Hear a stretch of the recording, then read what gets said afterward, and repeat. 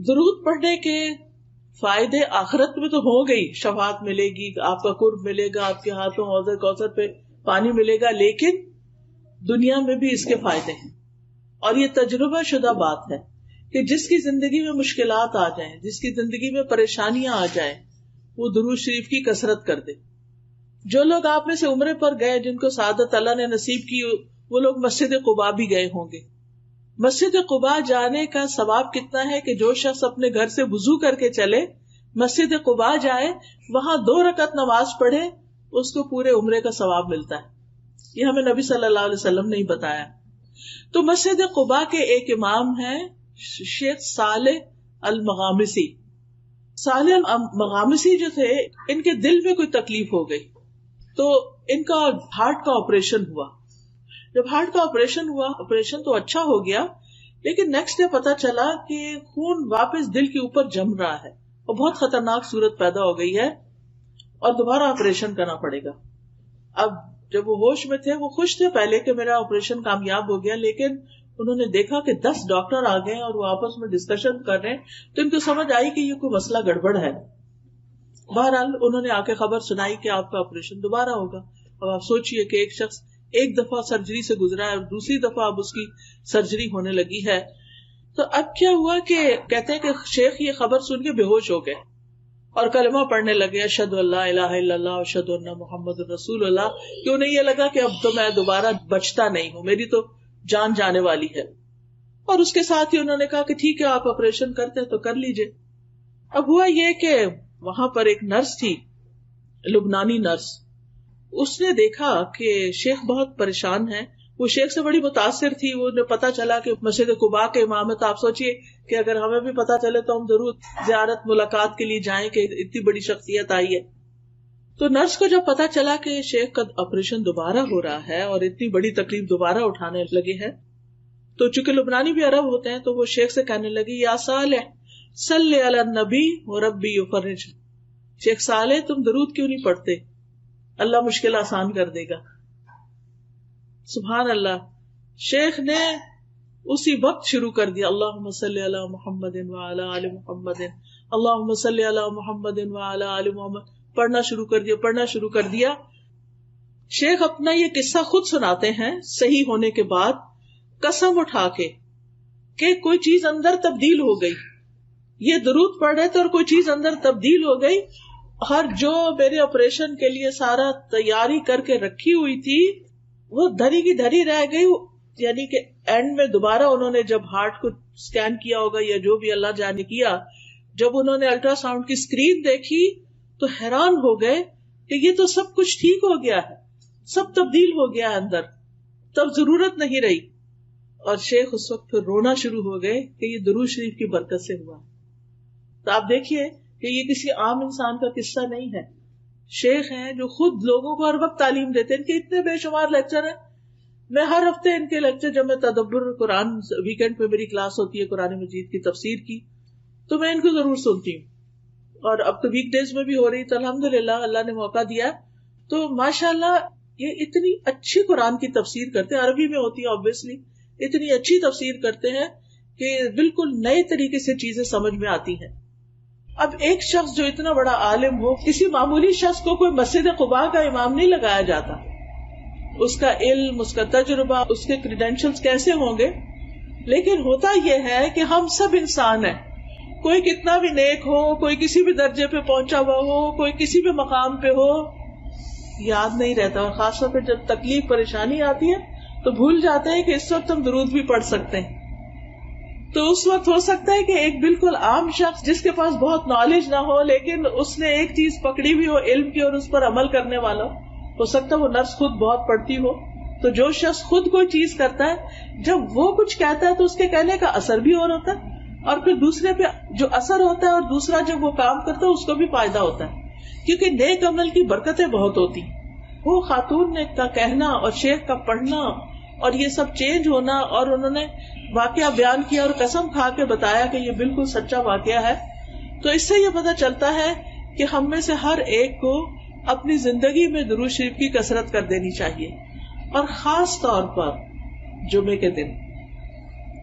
کے دن جو ہے وہ آپ صلی اللہ علیہ وسلم نے خود حکم دیا ہے کہ جمعے کے دن یعنی جمعے کی رات سے ہی شروع ہو جائے. جمعرات کا دن جب اینڈ ہوتا ہے اور مغرب ہو جاتی ہے تو جمعہ شروع ہو جاتا ہے. عربی زبان میں رات پہلے آتی ہے کیونکہ لونر کیلنڈر استعمال کرتے ہیں نا, چاند کا رات والا, تو وہ چاند کے نظر آنے سے شروع ہو جاتا ہے نا کیلنڈر. یعنی جس وقت چاند نظر آئے مہینہ شروع ہو گیا, رمضان شروع ہو گیا, آپ روزے سے پہلے ہی تراویح شروع کر دیتے ہیں. لیکن جو دوسرا کیلنڈر ہے ہمارا شمسی کیلنڈر, چونکہ ہم سورج کے ساتھ وہ سب کرتے ہیں تو وہ ہمارا دن سے کیلنڈر شروع ہوتا ہے, ان کا رات سے شروع ہوتا ہے. تو جتنا بھی عربی میں رات کا ذکر پہلے آتا ہے. تو جب رات ہو جائے یعنی کہ جمعرات ختم ہو اور جمعے کی رات شروع ہو جائے تو درود کی کثرت شروع کر دیا کریں. اللہ ہم سب کو توفیق عطا فرمائے, کیونکہ نبی صلی اللہ علیہ وسلم کا نام سنتے ہی ہمیں پڑھنا چاہیے, نماز میں پڑھنا چاہیے, دعا سے پہلے پڑھنا چاہیے, کسی مجلس میں بیٹھے ہوں تو پڑھنا چاہیے. رسول اللہ صلی اللہ علیہ وسلم نے فرمایا جو لوگ کسی جگہ پر مجلس کریں, یعنی کوئی سوشل گیدرنگ بھی ہے لیکن اس میں اللہ کا ذکر نہ کریں اور نہ اپنے نبی پر درود بھیجیں تو وہ ان کے لیے نقصان کا باعث ہوگی. اللہ چاہے تو اس میں اگر کوئی ایسی چیز ہوئی تو اس پہ انہیں پکڑ سکتا ہے, چاہے تو انہیں بخش بھی دے. اسی طرح جو لوگ کسی مجلس میں بیٹھے اور وہاں وہ اللہ کا ذکر نہ کریں اور درود نہ پڑھیں تو وہ مجلس قیامت کے دن ان کے لیے حسرت کا باعث ہوگی.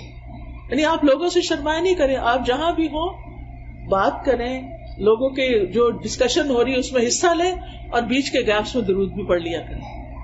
اسی طرح اذان کے بعد درود پڑھیں, مسجد میں داخل ہوتے وقت درود پڑھیں, اللہم اغفر لی ذنوبی وافتح لی ابواب رحمتک, اور پھر اللہم صلی علی محمد وعلی آل محمد. پھر صفا مروہ کی سعی کرنے کے نصیب ہو, آپ جس وقت طواف کر رہے ہوں اس میں بھی, اور خاص طور پر جمعے کی رات اور جمعے کے دن نبی صلی اللہ علیہ وسلم نے خاص طور پر اس کی تاکید کی. پھر جب نماز جنازہ ہوتا ہے تو اس کی دوسری تکبیر جب ہوتی ہے اس کے بعد بھی درود پڑھا جاتا ہے. قنوت نازلہ میں پھر نبی صلی اللہ علیہ وسلم کا نام لکھتے وقت صلی اللہ علیہ وسلم لکھنا چاہیے, اور ہر وقت چلتے پھرتے, کھانا پکاتے, اٹھتے بیٹھتے, لیٹتے, رات کو سوتے وقت آپ درود پڑھتے پڑھتے سو جائیں, رحمتیں آ رہی ہیں آپ کی اور آپ نیند کی آغوش میں چلے جائیں. کچھ لوگوں کو انسومنیا ہوتا ہے تو اس کا ایک بڑا اچھا یہ طریقہ ہے کہ آپ درود پڑھنا شروع کر دیں, تسبیح کرنا شروع کر دیں. اور اسی طرح ایک نسخہ کسی نے بتایا تھا کہ سورۃ کہف میں آتا ہے نا کہ جب وہ کہف میں جو لیٹے ہوئے تھے وہ سو گئے تھے, وَتَحْسَبُهُمْ أَيْقَاظًا وَهُمْ رُقُودٌ, یہ اگر آپ پڑھنا شروع کریں تو نیند آ جاتی ہے. یعنی کچھ لوگوں کو نیند نہ آنے کا پرابلم ہوتا ہے نا, ویسے نیند آ رہی ہے جو ہی لیٹیں گے نیند غائب.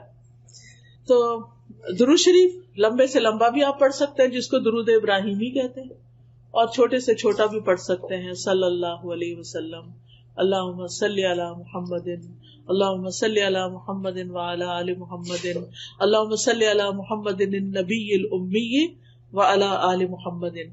اور آل کا ذکر اس لیے کرتے ہیں کیونکہ آپ کی آل اولاد نے, آپ کی ازواج, آپ کی ذریت, انہوں نے بھی نبی صلی اللہ علیہ وسلم کے ساتھ دین کے لیے بہت سی قربانیاں کی, تو ان کا بھی حق بنتا ہے کہ ان کو بھی ساتھ دعاؤں میں شریک رکھا جائے. اور پھر آپ دیکھیے کہ نبی صلی اللہ علیہ وسلم پر سلام بھی بھیجنا چاہیے, اور یہ ہم خاص طور پر جب التحیات پڑھتے ہیں تو اس میں سلام آتا ہے, السلام علیکہ ایھا النبی ورحمۃ اللہ وبرکاتہ, السلام علینا وعلی عباد اللہ الصالحین. اور جب ہم اللہم صلی وسلم کہتے ہیں نا, سلم, تو یہ سلام ہوتا ہے. تو یہ والا درود جب آپ پڑھتے ہیں نا, اللہم صلی وسلم وبارک علی نبینا محمد, تو یہ بہت جامع سے الفاظ ہیں اور اس میں درود اور سلام سبھی کچھ آ جاتا ہے. فرشتے ہمارا سلام بھی نبی صلی اللہ علیہ وسلم کو پہنچا دیتے ہیں. تو بہرحال کرنے کا کام یہ ہے کہ ہمیں نبی صلی اللہ علیہ وسلم پر کثرت سے درود و سلام پڑھنا چاہیے, خصوصاً جمعے کے دن, اور پھر دعائیں مانگنے سے پہلے, اور پھر غم, دکھ, ڈپریشن, پریشانی, ان چیزوں سے بچنے کے لیے, بچوں کی ہدایت اور اصلاح کے لیے, اور اللہ تعالیٰ کی فوری رحمت حاصل کرنے کے لیے آذان سننے کے بعد. اور پھر یہ ہے کہ جو درود آپ نے خود پڑھا اور ہمیں سکھایا اس کو پریفرنس دیں, اس کو فضیلت دیں. بعض لوگ وہ درود نہیں پڑھتے، اپنے خود سے بنائے ہوئے جو ہیں ان کے پیچھے لگ جاتے ہیں اور ان کی خود ہی فضیلت بنا لیتے ہیں. تو ہم پر کوئی وحی تو نہیں آتی نا کہ ہمیں پتا چلے کہ کیا زیادہ بہتر ہے. تو وحی کے ذریعے نبی صلی اللہ علیہ وسلم نے ہمیں جو درود بتائے ہیں ان کی پابندی ضروری ہے. اللہ سبحانہ وتعالی ہمیں توفیق عطا فرمائے. سبحانک اللہم و بحمدک، اشہد ان لا الہ الا انت، استغفرک و اتوب الیک. السلام علیکم و رحمۃ اللہ وبرکاتہ.